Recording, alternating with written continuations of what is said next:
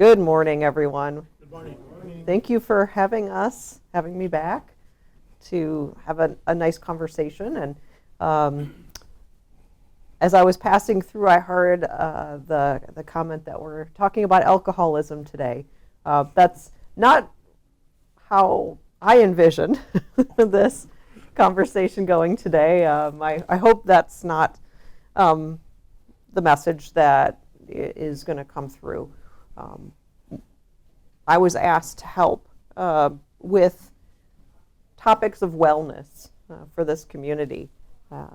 And one of the topics that came up was alcohol and aging, alcohol as we age. And so I said, sure, we can have a conversation about that.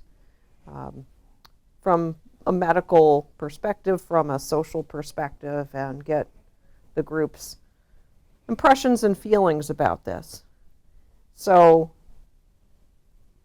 alcohol is a part of our culture, our history.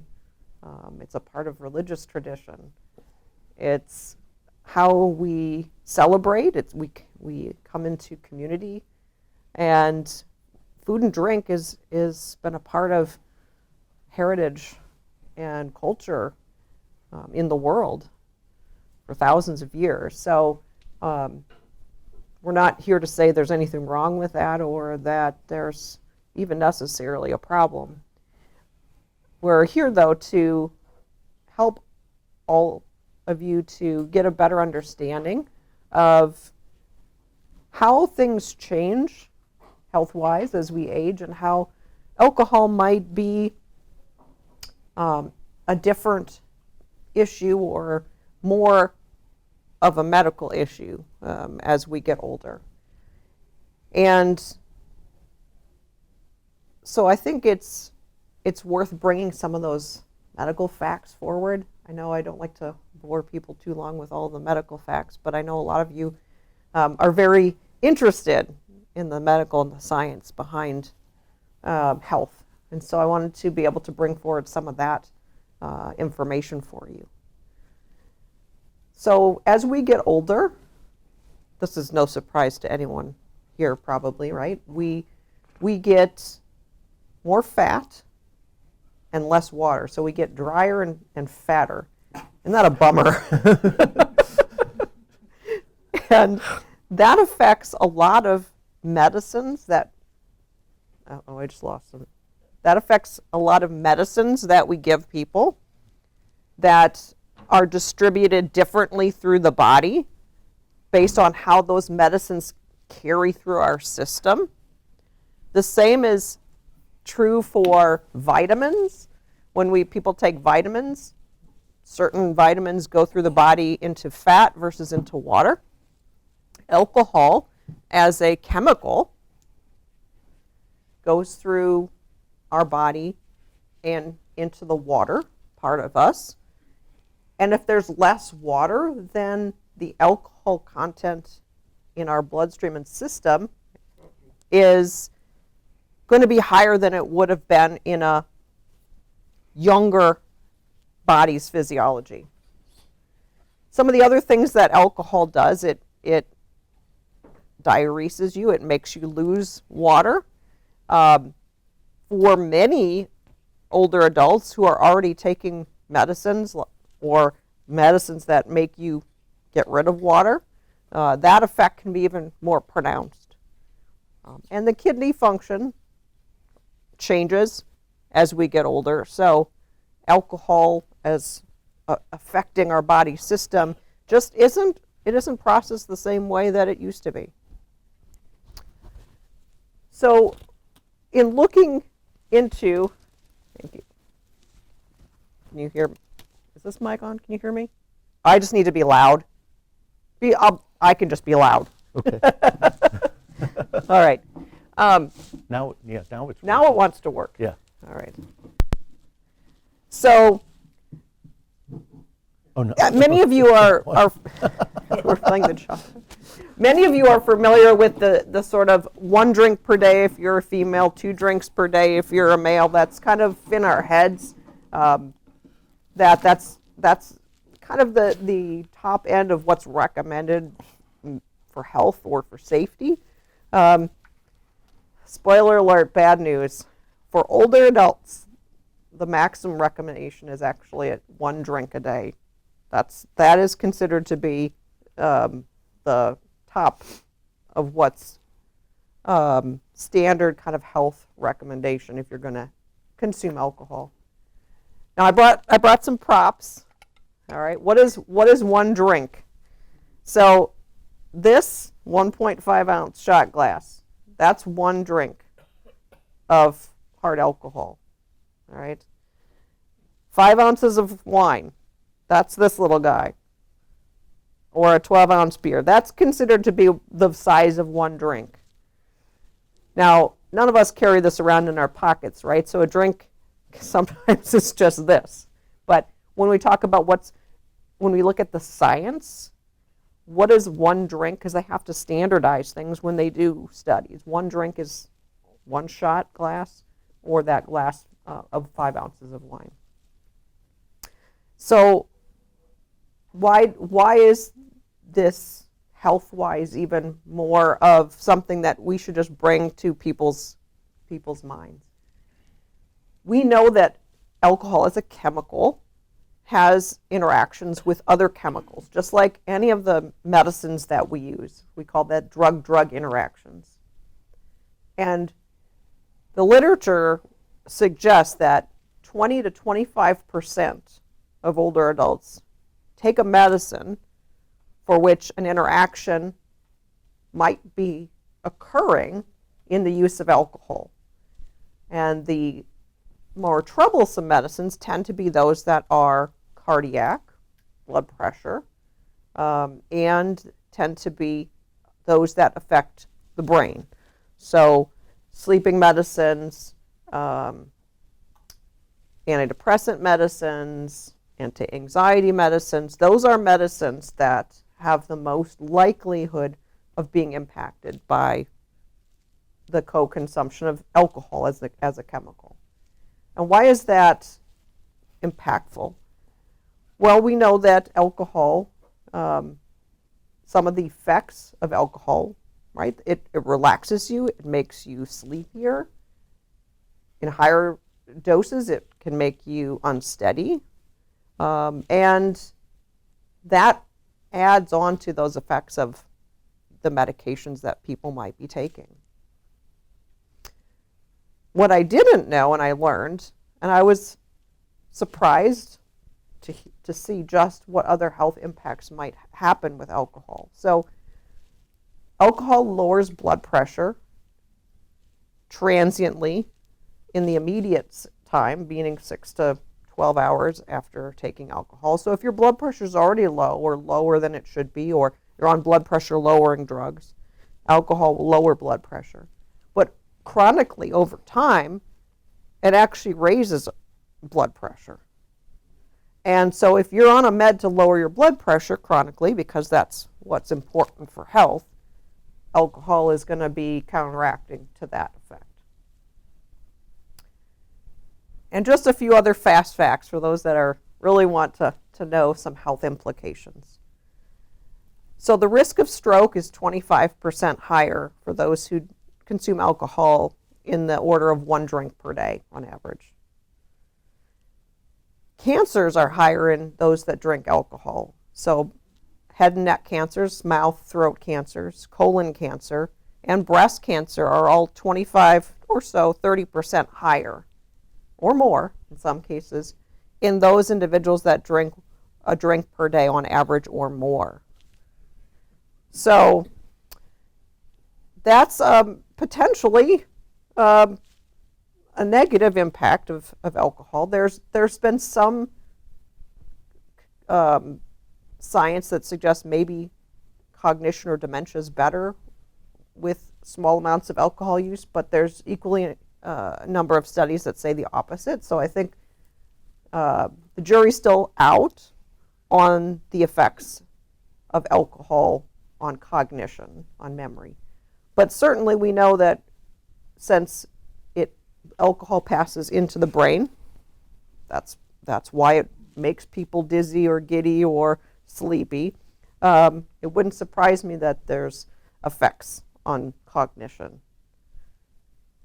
So those are some of the things that we have to balance when we think about any drug we use, or any substance or product we put in our bodies, whether it's prescription or non-prescription. These are the potential medical effects that we can see, or that we have to weigh in on decisions of what we eat and drink. Right? So that's all I'm going to say about the medical parts. I'm going to turn over to Dr. Rottneck to talk about some of the other aspects of alcohol in aging. Well, I can just use my high school teaching voice if you guys can hear me okay with that. No, you can't. So use this. Okay, great. All right. Hi, I'm Fred Rottneck, a family medicine doc by training. My career, I didn't intend to become board certified in addiction medicine. It's actually a field now, just like cardiology, GI, ENT, all that, since 2016. But my clinical work has been homeless health care, correctional health care, and some traditional family medicine, and now addiction. So all the sexy stuff, right, in healthcare. As my friends used to say when we'd be out socially and somebody would say to me, "You look familiar." My friends often say, "Have you ever been to jail?" So there you go. But St. Louis, born and bred, St. Louis U, med school, all that. Been teaching ever since. Taught high school at Koryezu during my medieval years. Then I was going to be a Jesuit. Went to Denver for 8 days, came back. Prozac was new then, and here I am today. But to say I spent time with the Jesuits, yes, I have, and I continue to. So it's a pleasure being up here today. Speaking with Dr. Gammack is a little bit from going from the sacred to the profane. So we'll talk a little bit about harm reduction. And harm reduction is something we talk a lot about, even though we don't always call it that. Most of us are here because when we were so big, at some point, somebody said, "Look both ways before you cross the street." Okay? We don't always think of crossing the street as an innately risky behavior. Crossing Grand, downtown, yes, but here, maybe not. But those are things, harm reduction is that if somebody's going to engage in a behavior that has some risk, how do we minimize something bad happening? Okay? Sports equipment, right? Football pads, seat belts. Driving up here, which was an adventure. I haven't been to this part of St. Louis County for a long time. But putting on a seatbelt, getting in a car, right? Innately risky behavior. But as Dr. Gammack mentioned, alcohol is part of our culture. A lot of things are part of our culture. Everybody does drugs of some kind, right? If you've had caffeine today, okay, I know I have. I'm a little hopped up on my couple cups already today. We put stuff in our body because there's risk and there's benefit to most things. And alcohol is one of those things. I grew up Catholic in St. Louis. Of course I drink, okay? People have been surprised. You're running Addiction Medicine Fellowship and you drink. It's like, well, yeah. Did you grow up Catholic in St. Louis? But also growing up Catholic in St. Louis, I know that some people have problems with drinking. My dad's at Delmar Gardens South.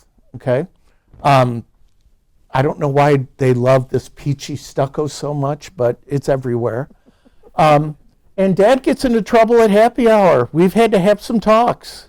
And with my dad, finding motivation to address behavior change, it took me a little while to think about it. Normally, my big sister, who's always been a big sister, takes care of issues with Dad when Dad has behavioral problems, but I said to my sister, I'll take this one on. So it took me a while to think, what are some things that I can talk to my dad about that he might change some behavior to have healthier behaviors associated with drinking?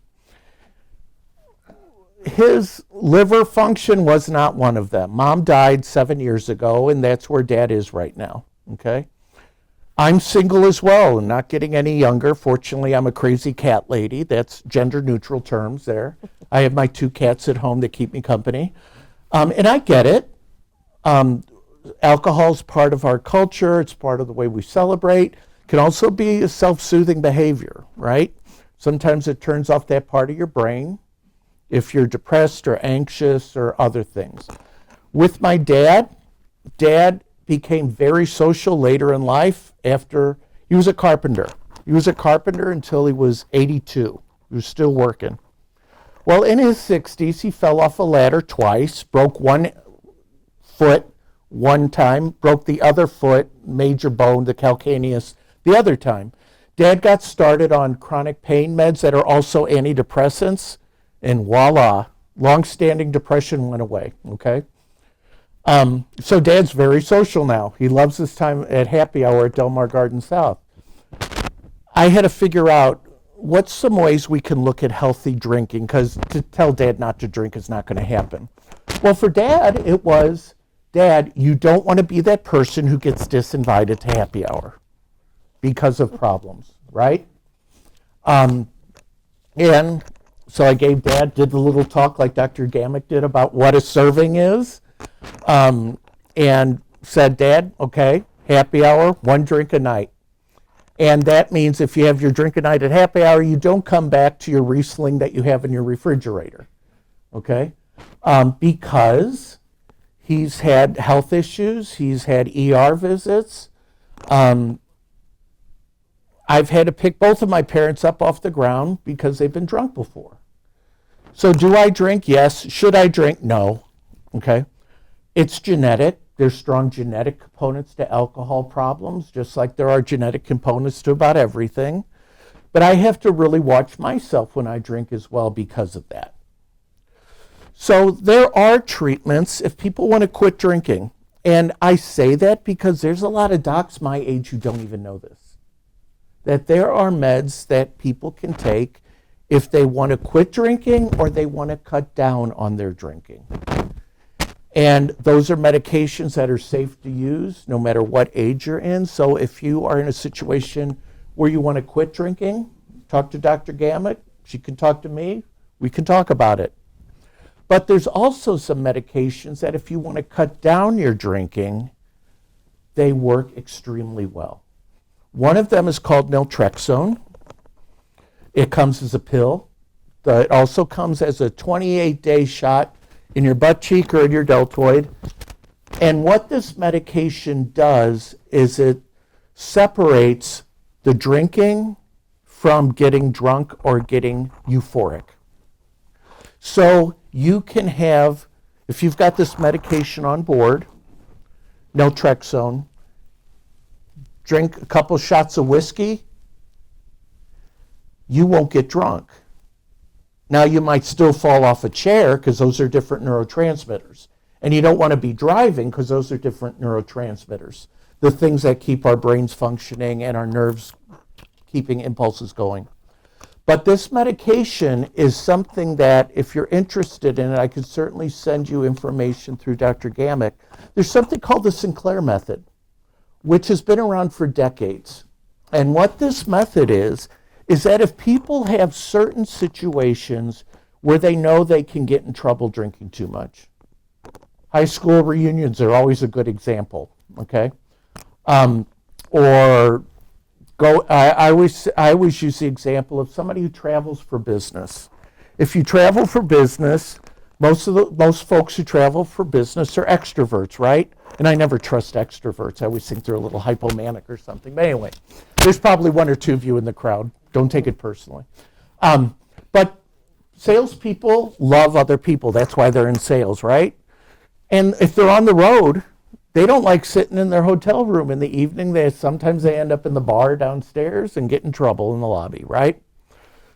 So if you know you're going to an event where you might be tempted to drink too much, you can take a pill, a naltrexone, safe medication, and it's going to separate drinking from the benefit that we often associate with drinking, which is feeling drunk, feeling a little inebriated, feeling a little happy, okay? I mention this because most people in the room, if you're thinking once in a while that maybe you're drinking a little too much, with alcohol, we can cut down our drinking. It's not like where I spend a lot of my time with opioids and fentanyl and heroin, where you don't just do a little bit of heroin, right? Okay. Some people can do just a little bit of alcohol or even a cigarette or two, okay?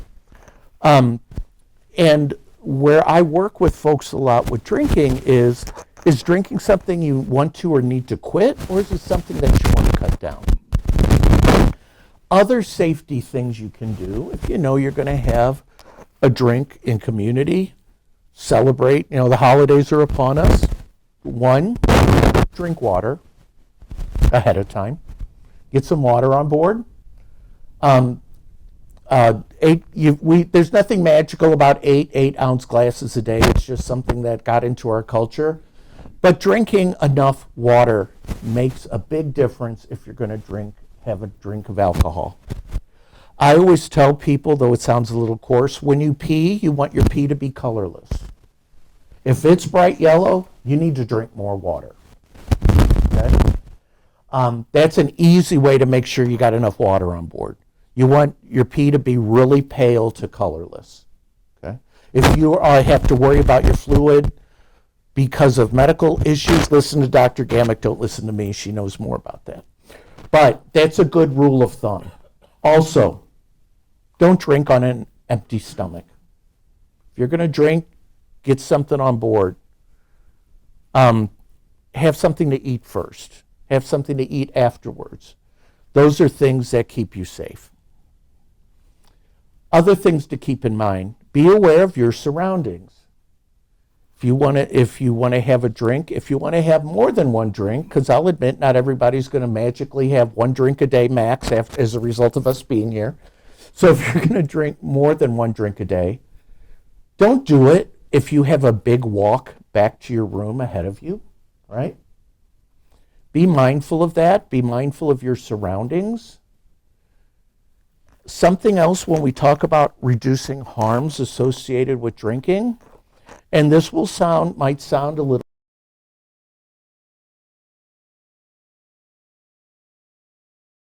I've had to pick both of my parents up off the ground because of drinking too much. My mom died 7 years ago, not from drinking, but she had a drinking problem until she died. Dad has had similar problems. I've had to help him back to a hotel room in Las Vegas twice. I've had to help him back to his room at Garden Villa before too. Harm isn't just harm that happens to you when you drink. Harm happens to the staff that's taking care of you. So think about, are you putting the people who are caring for you at risk because of unwise choices about alcohol use? You don't want to give anybody a bad back because they had to pick you up off the floor. And I'm not saying that to be mean. I'm just saying it to be mindful of the people in our life who are doing a whole lot of good work to keep us healthy. I'll be where you are in a decade or two, I'm sure, and I'll be thinking about the same things. So, I'm not trying to be a bummer either. Like I said, I drink too. So the question becomes, how do we keep ourselves healthy? How do we reduce risk to ourselves and others by making good choices? And again, there's treatments if people want to quit. There's options if people want to cut down. But there's always ways to protect yourself. One is keeping those limits down with the props that Dr. Gammack showed you. Be realistic. Use some mixers, okay? If you're throwing down scotch, you're throwing down bourbon straight, that's going to be a whole lot more liquor than if you're watering it down with something, mixing it with something. Eat food to go with that if you know you're going to be drinking. Get water down. My dad to this day thinks it's really funny when he says, water's for washing. It's like, Dad, stop it, okay? But again, that's where he comes from. Dad was born at home, okay? First and second generation immigrant family here, good South St. Louis Catholics, right? He was literally born at home, so that's where Dad's coming from. So we finally got him to Powerade. I guess he thinks it's not water. So Rochelle, my sister Rochelle, keeps a case at his place all the time. But we have to remind him, Dad, did you drink your Powerade today? It's like pulling fingernails for him to drink something like that. But we work on it. But those are kind of the things that I really wanted to talk to you today about. Is I'm not one of those docs that say never do whatever, right? And I know Dr. Gammack, too, is very realistic about people finding joy in their life where they can find joy in their life. But there's ways we can find joy in our life without making ourselves miserable, or those people that are caring for us. That being said, how about some questions, comments? Yes, sir. Go ahead.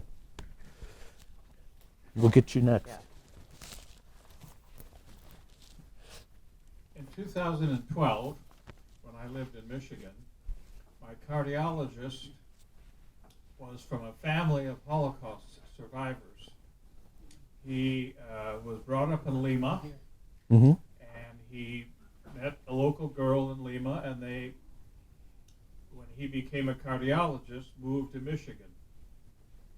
And I doubt I've ever had a doctor with whom I connected as much as with Abraham Postman. So he assigned me, because I'm a cardiac patient, he assigned me red wine.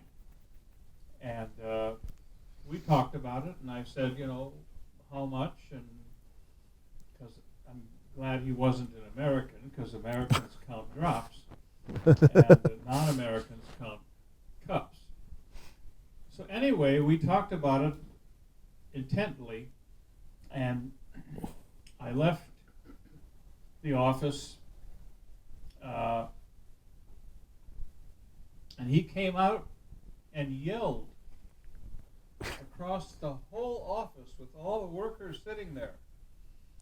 Every day we're learning more and more about the value of alcohol.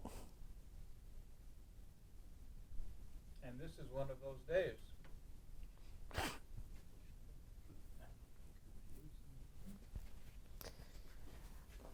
So I was hoping and expecting that the point of red wine and cardiac health came up. There are a lot of things in medicine in which the pendulum swings. We get great studies and we learn something, and then 10 years later, a bunch of other studies refute something that came out earlier. And I think there are values in red wine, antioxidant, and other things to certain aspects of health for certain populations, and it may not be all populations. So if there's a small benefit, say, to heart disease, that may be true. But if your increased rate of stroke by 25% is there, then that may not be a net gain to your body. So I think that's just all about the balance and about which part of the elephant are we touching. So I'm not going to discount that there may be some ways of measuring benefit from alcohol, but we have to also acknowledge the ways in that it's not going to be healthy for us. Neither of you mentioned AA. What is your opinion on that? AA and mutual support groups. I know Jesuits were very connected with the initial founding of AA. AA works well for a lot of people. One, it's community, which most people who have problems with substance use of any kind, part of the problem is isolation. Tends to be a big part of life. AA works well for many. There's also smart recovery, which is something that's growing in popularity now, which is more manualized. It has more cognitive behavioral therapy in it. So AA works extremely well, and I know many religious communities have AA chapters within them. I tend to talk more about medication because medication has really until recent years, most physicians have not been trained in medications that's been around for decades for substance use disorders. And many people are more familiar with AA and mutual support groups. So I often say that the best combination is putting medications together with some form of therapy. And 12-step programs are not therapy, I know that, but it is community and it is a journey and it is a process. So if it were something medications by itself could take care of, we'd have it fixed, because in the US we're really good about popping pills for everything. What we're not so good at is looking at the deeper story when people have problematic use of substances to find out what drove that problematic use. And 12-step programs are very effective in that, as is other types of therapy, including working with a counselor and finding out what are the reasons that people might have problematic use. Did that answer your question? Yeah. Other questions?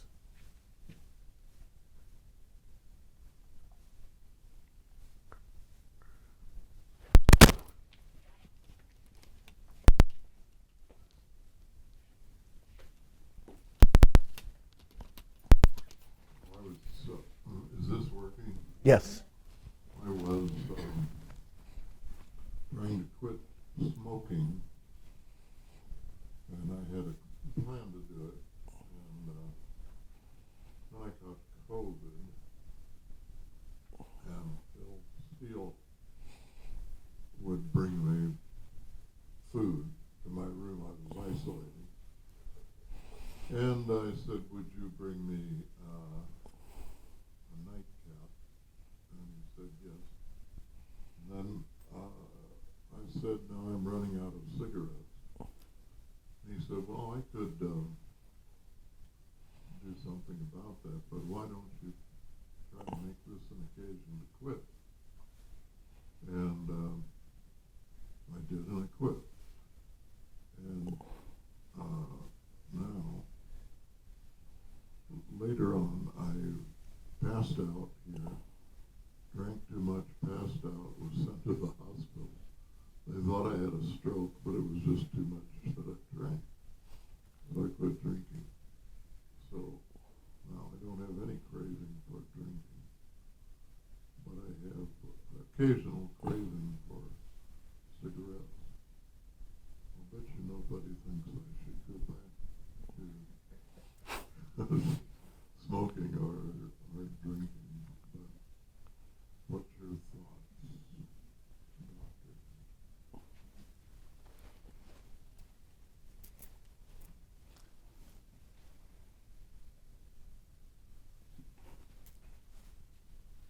Thank you. Is your question about drinking or about cigarettes, or both? Both, but I drank. I enjoy drinking, Mm-hmm. but I don't crave it. I don't drink. I would say, in light of the negative consequences you had where you ended up in the hospital, that's a powerful reason not to start drinking again. And my simple way of looking at it, right? Yeah. And cigarettes, if the cravings are not overwhelming and your life is not miserable because you're not smoking, I would say the same thing. When I care for folks who are interested in quitting cigarettes, I will often tell them, if you get down to 5 or less a day, I'll quit nagging you about it. Because once you get down to 5 or less a day, usually it's just a nuisance to keep smoking. So it's that idea of risk benefit, right? What am I getting out of it? What am I risking as a result? And unfortunately for my dad, passing out, hitting his head, thinking he had a stroke, going to the hospital, did not stop his craving. So we're still working on that. But in your situation, I would smile and be grateful that you're doing well without either, just because of the risks that can come with continued use. So I just want to say, from my perspective as a geriatrician, one of the things that worries me the most about my patients is falls. Falls are so common and so dangerous. So many injuries happen with falls. When I work in the hospital, I do trauma consults. People that fall and bleed in their heads and never wake up again, or wake up not being able to do anything that they used to be able to do, or breaking a hip. 30% of people who break a hip will be dead in a year. It just tells you the state of your body's compensation.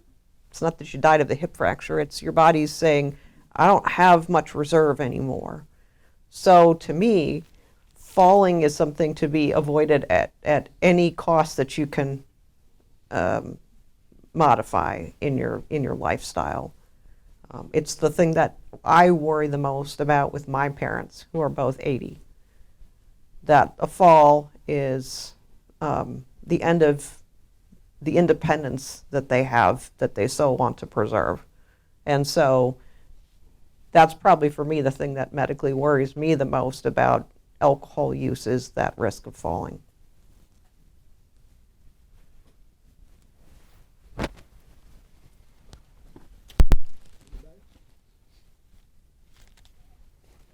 Okay, thank you.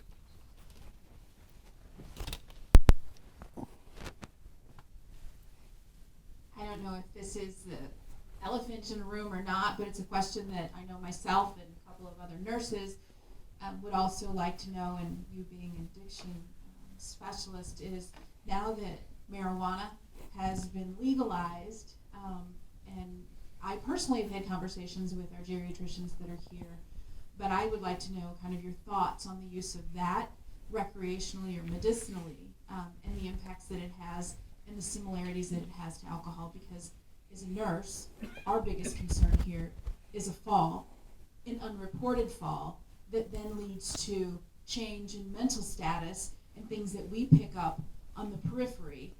And then after a few days, we notice that there is a lot of decompensation medically, and sometimes that's too late. So your thoughts on recreational marijuana use or medicinal marijuana use as well, and the impact on aging, or the aging impacts.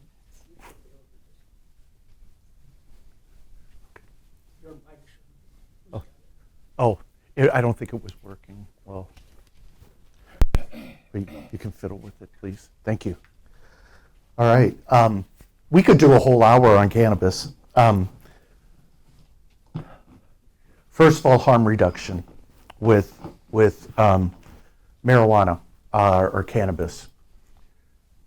Two ends of the spectrum: 100% THC, which is the active component in marijuana that makes you high. This end of the spectrum, 100% CBD, cannabidiol, the stuff that they sell, truck stops, drugstores, things like that. Most of the stuff that we see beneficial in CBD is in CBD. It's in that end of the spectrum, not in the THC end of the spectrum, okay? Is there stuff that's beneficial in cannabis? Absolutely, it's been around forever. But until we do tests with the same rigor that we do with everything else we call medication in the US, medical cannabis is really a term used by legislators and lobbyists, because some people are getting really, really rich off of dispensaries, and states are getting really, really rich off the taxes associated with selling stuff in dispensaries. Medical use. Smoking a blunt is the most dangerous because it's burning. It's like nicotine, like cigarettes, right? Anytime you burn anything, you create carcinogens, things that cause cancer. Even barbecue, but we won't talk about that today. That makes me sad. All right. Vaping is a little bit better because that's evaporating a solution, like Juul cigarettes, if you've seen those electronic cigarettes, a little bit better than combustion. Edibles are the safest, okay? And I would imagine that's probably what's most common if anybody here is trying any of this stuff. Gummy bears, brownies, cookies, whatever, things that you eat. They're the safest option, one, because we don't absorb as much cannabis or marijuana through our GI tract as we do through our lungs by vaping or burning. Okay? But as Dr. Gammack mentioned earlier, we get older, we get drier, we get fatter. Okay? Cannabis is fat soluble, meaning that it goes into our fat stores and it affects how it gets metabolized. So a couple things to keep in mind if anybody has been using cannabis or medical, recreational, whatever.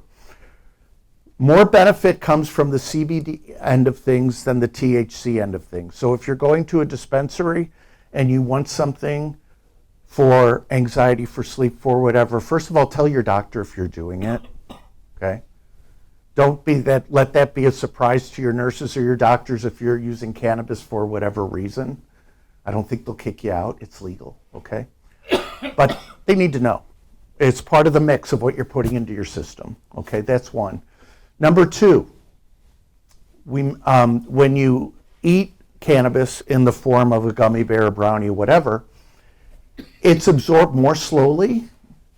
So where we see older people getting into trouble is at the canasta table sharing their gummies, right? And somebody will take a gummy and go, oh, I don't feel anything. 50 minutes later, takes the second gummy. Oh, I don't feel anything. Before you know it, grandma's on the floor because she's had too much THC in her system, okay? Not to make light of falls, but again, that's what we always get concerned about with substance use. So if you're ever using a cannabis product and you're using an edible, go really, really slow because it catches up to you and then you get loopy. You get loopy, you can fall or you can have bad things happen. Are there things that are beneficial for cannabis? Absolutely. But again, the cart's in front of the horse on this one. And most of the people who are benefiting from all the cannabis sales are not the people buying the product, it's the people selling it. If you want to read a good book about this, it's called Smokescreen. Great title, right? Smokescreen. And it's how cannabis sales and legislation at the state level is being driven by big pharma, big tobacco, and big alcohol. They're the ones investing in cannabis. It's not grandma and grandpa and growing plants in their backyard and opening up shops. These are shops driven by big alcohol, big tobacco, and big pharma. And shame on us if we haven't learned that that usually doesn't say good public health when that's who's funding it, right? So, big thing, if you're using anything, go slow. 2, let your medical provider and your team know if you're doing that. I'm not going to say they won't roll their eyes. They may roll their eyes. But the point is, if you've got that in the mix, your healthcare team needs to know that, okay? Just for safety reasons. Because cannabis is relatively safe, but it also interacts with blood pressure meds, blood thinning medication, if anybody's on anything to thin your blood for cardiac reasons. And it does interact with other drugs. So that's just why be honest about it so that people can do the best job they can in caring for you. Did you want to add anything to that? Okay. Okay, great. Thank you. You talked a lot about people getting happy with alcohol. Mm-hmm. I've had experience with people who get very aggressive, and I'm scared to death because it's like dealing with a volcano. I don't know what's going to happen, and it's usually in a public situation. Mm-hmm. I just don't know what to do. Have you any suggestions? And that's a good point. A lot of times we talk about people getting happy when they drink. So if any of you grew up in a household with a parent with alcohol problems, you know it doesn't always show up that way. Especially in men, it can show up in aggression. Sometimes people are quote unquote mean drunks. My mom was like that, nasty, when she drank too much. What do? The best thing, usually, if you can, is to help that person take a walk and leave that social situation. But it's tough, right? Getting away from somebody if they're aggressive and drinking is always probably a good option. But that's one reason that we want to be careful about how much we drink, especially if we know our behavior changes when we drink. That's often a powerful motivator, because most of us who do drink alcohol have had times that we've done things we regret. Lots of country songs written about that, right? But it's that idea of what can motivate you or someone else to change their behavior. Many people, we know that most, and this is my jail doctor hat on, not my addiction medicine hat on, most violent crimes occur in the home. The vast majority of people who hurt or kill someone is someone they know and love. And usually they're under the influence when they do that. So we all know what regret looks like. So sometimes having that conversation with somebody and kind of a debrief when something negative happens can sometimes be a helpful way forward. Well, we got some. What about being addicted to being addicted? A person might say be drinking too much or smoking too much, and then finally beat that by starting to drink. Mm-hmm. And then be drinking too much and finally beat that by playing bingo, Mm-hmm. or eating ice cream, or whatever it might be. Is there something deeper in human beings than the substance itself, which is driving the addiction, the need to be addicted, in a way of getting freed of that? Because we all have that kind of deeper freedom. Absolutely. And I would imagine almost everybody in this room has seen where people substitute religion too, right? And fundamentalism and extremism in belief structures as a result. What people are doing in those situations is what I call chasing dopamine.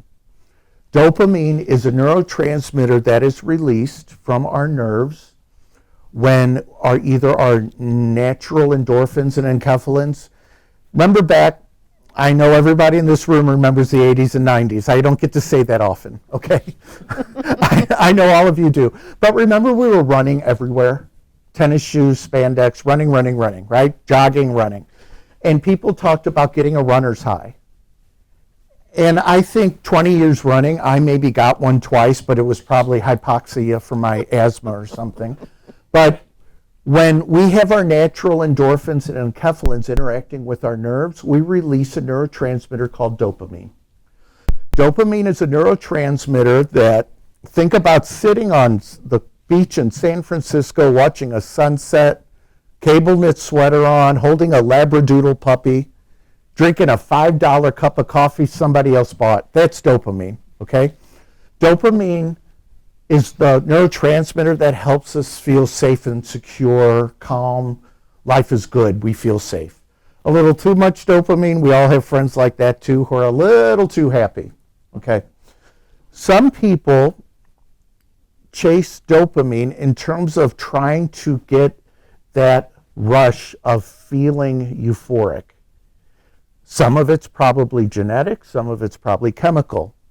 We have people who switch from one addiction to the next, and oftentimes it's because of, again, it can be genetic, but many times it's untreated or undertreated mental illness.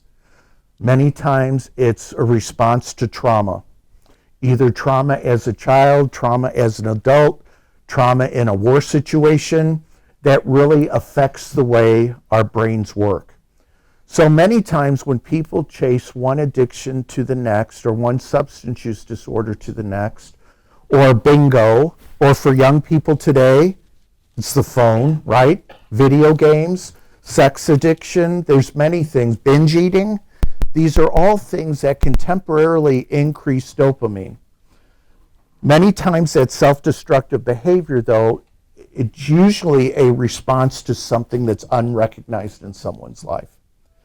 Now, as older folks, sometimes they want to do the hard work of the behavioral therapy to figure out, why am I doing this, even though I know it's hurting me?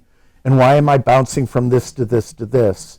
But we do a lot of work. 30% of my time for the last 6 years has been working with ARCA, which is Assisted Recovery Centers of America.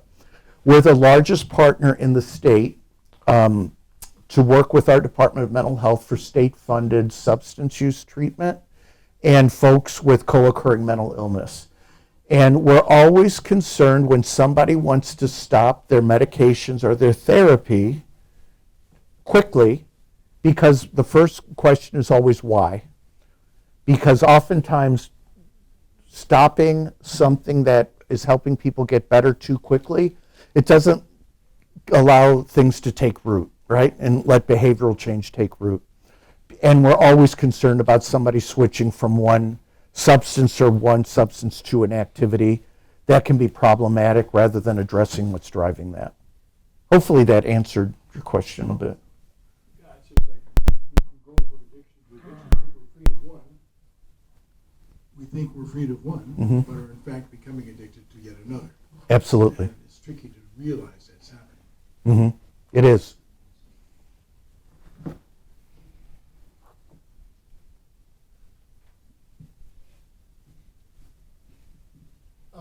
I have lived with many Jesuits in my life, and some of them, I believe, were alcoholics, but I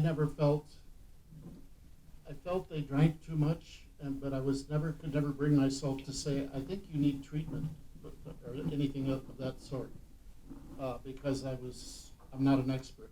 I don't drink much, but I think these people were probably alcoholics, but I never said anything. What should I have done?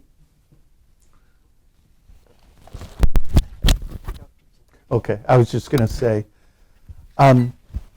if you're concerned about their health and well-being, I wouldn't go right to you need treatment versus are you happy with how your life is right now?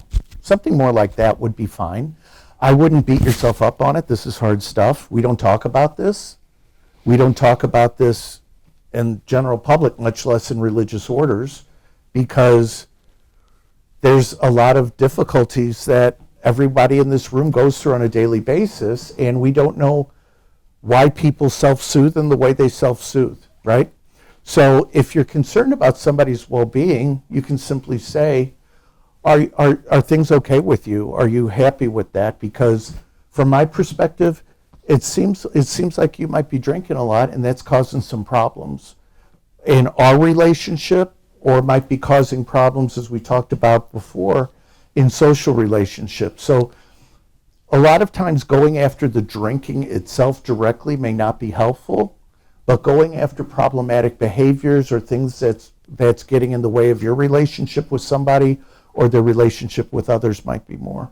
But I wouldn't beat yourself up too much on that.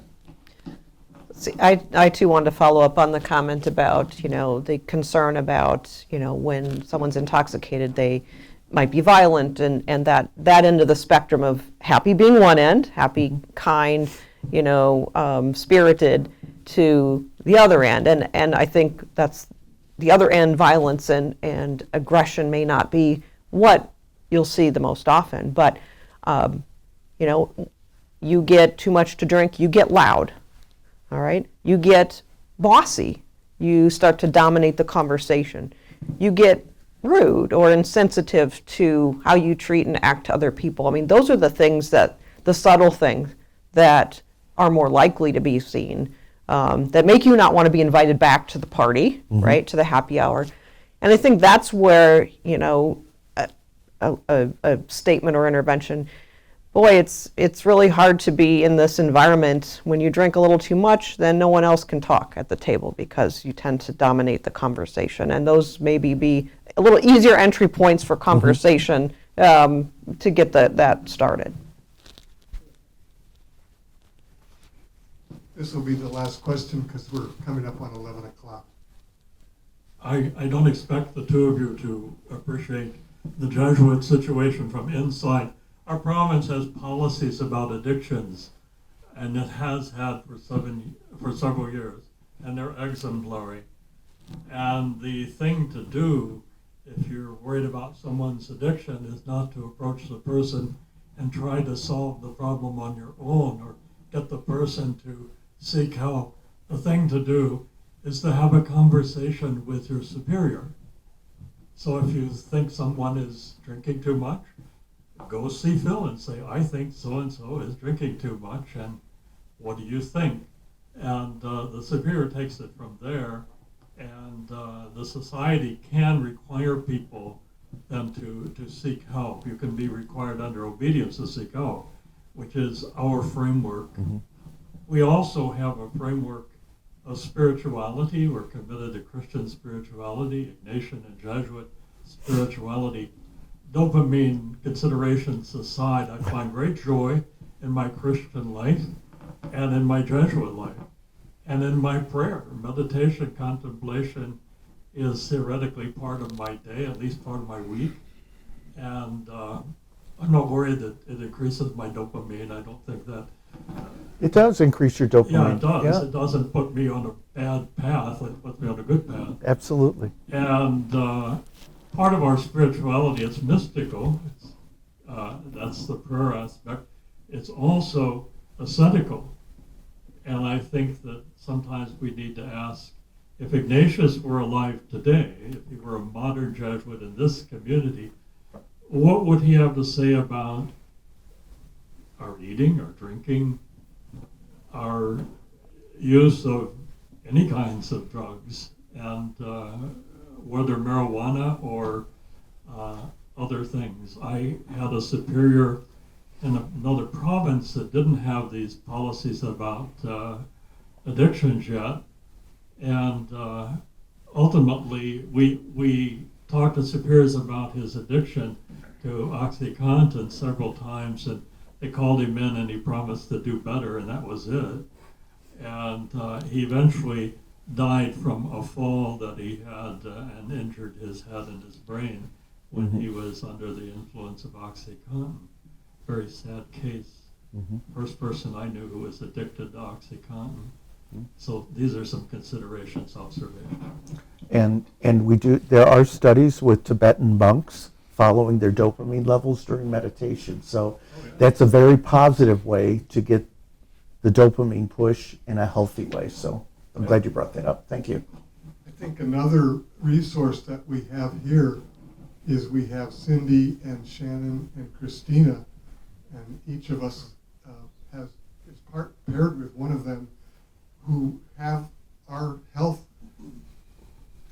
in their heart and in their mind and in their experience. And I think conversations with them, I know a lot of guys have found that really helpful in all kinds of ways, but this is just one aspect of what they sometimes are concerned about and sometimes can help us with. I just want to thank Dr. Gammack and Dr. Rottneck. This has been very enlightening, I think, and very interesting. Thank you so much.